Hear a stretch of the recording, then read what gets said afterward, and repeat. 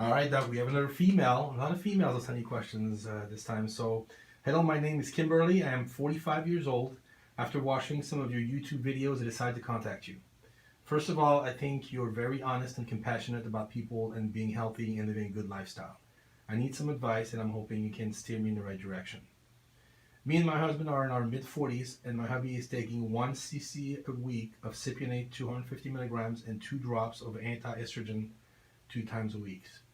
I don't know what the dosage is, but under the tongue. It seems to be working very nice for him. Even though he's always been fit, but as age comes, we must work harder to look good.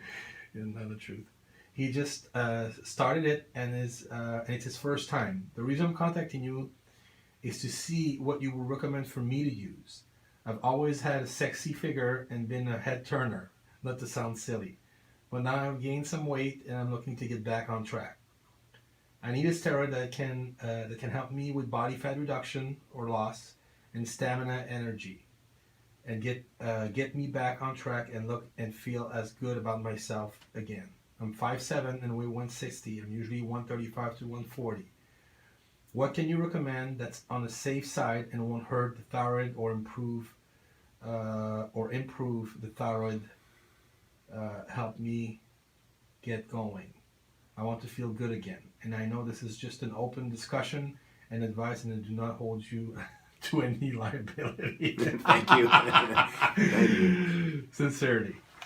Well, this is actually a good one because this comes up a lot in practice when one spouse is on replacement therapy and the other is not. That can be an issue. They're left behind. Well, yeah. and the way I joke about it is, you don't want to create the wrong kind of friction around the household, because one partner is going to feel like he or she did at 20 years old, and the other is going to be like, hey, leave me alone. Yeah, so it's actually good that they're both doing this together. Didn't say how long her husband's been on this yet, right? But he started. Yeah. So just FYI, reminder, it's going to be about 6 weeks before it's going to kick in, so to speak, more or less for him. So you have some time.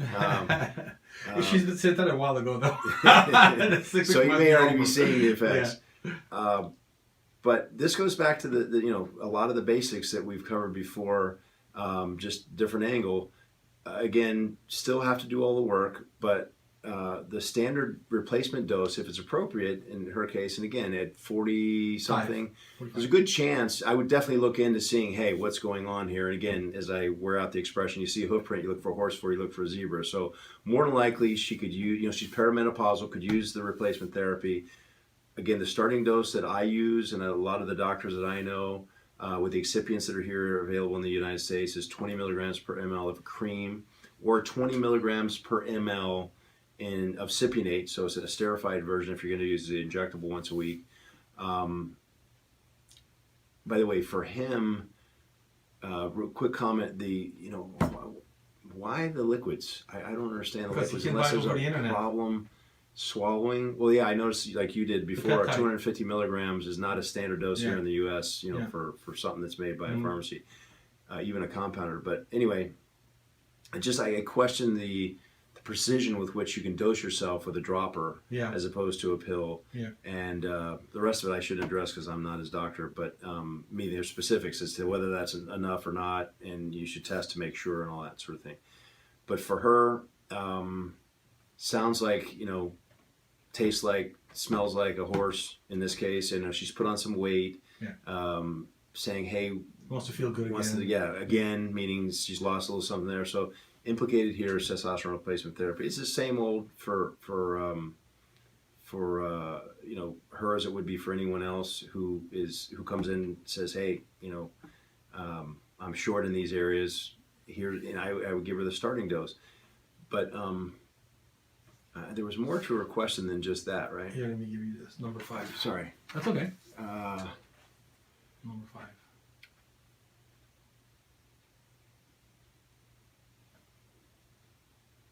Oh, I know what I want to say. So, yeah, the standard replacement dose is great, but when you're talking about the thyroid, which, by the way, I know that's considered the weight loss hormone, so it comes in the same sentence or close to as, I'm usually 135 to 40, and now I'm 160 at 5'7".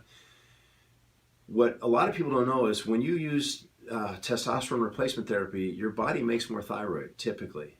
Now, for someone who's euthyroid, normally producing a thyroid, it's a wash. In other words, the thyroid that gets produced will stay bound up and not available for use. But for someone who needs it, in my experience, at least 50% of the time, you kill two birds with one stone. So someone will say, oh, great, I feel better for a number of reasons. I've got my testosterone levels back up, but also my thyroid's working better. So she may kill two birds with one stone. One thing about thyroid, though, doctors have referred to it as a weight loss hormone forever. It's a peptide, unlike the other steroids. You have to be eating enough protein for it to be produced. But it's the idle speed. And the point I want to get across is, for weight loss, it certainly has some value, but it's really more for how you're feeling day to day, your mental function. Just, again, I call it idle speed.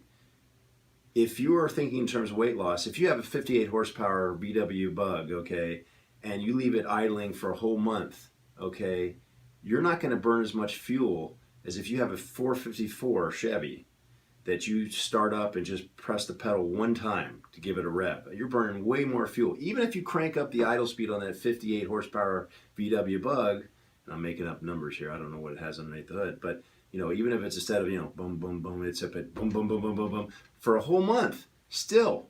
What does that mean? It means focus on building muscle, which is synonymous with metabolism. Don't focus on thyroid so much. And bodybuilders do this too. You and I both know the guys will get on Cytomel, 25 micrograms, and say, swear it's doing all kinds of stuff, which I don't know how you know, because you're taking 17 different things. All your body's doing is say, well, you're making it for me, thank you. You and readjust. Study after study after study. Thyroid is not how you lose fat. That's interesting. Yeah.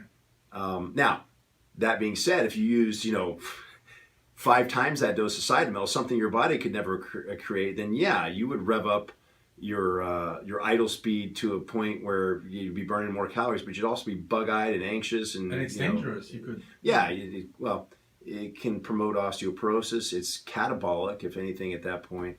So anyway, just want to, because everyone thinks of thyroid as, since way back when, from the medical profession, that's a weight loss hormone. It's really not. If you're off, like so many things, it's going to feel great if you adjust it back to optimum. Yeah. But if you're optimum already or close to it, within a range, it's not going to do anything for you. Yeah. But in this case, it may for her. I don't know what her beginnings were, but just the testosterone alone would be a good first step.